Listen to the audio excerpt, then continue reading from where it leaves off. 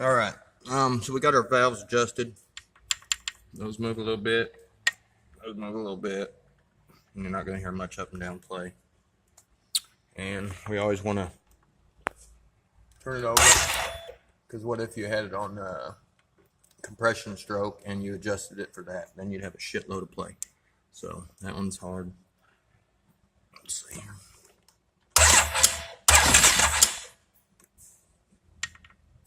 Still got our play.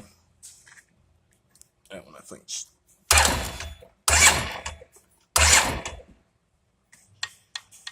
all right. Something's hitting hard in that motor. I don't know what that is. Probably transmission. All right, so we're gonna clean off all the surface, and we'll get some Permatex and put this back together.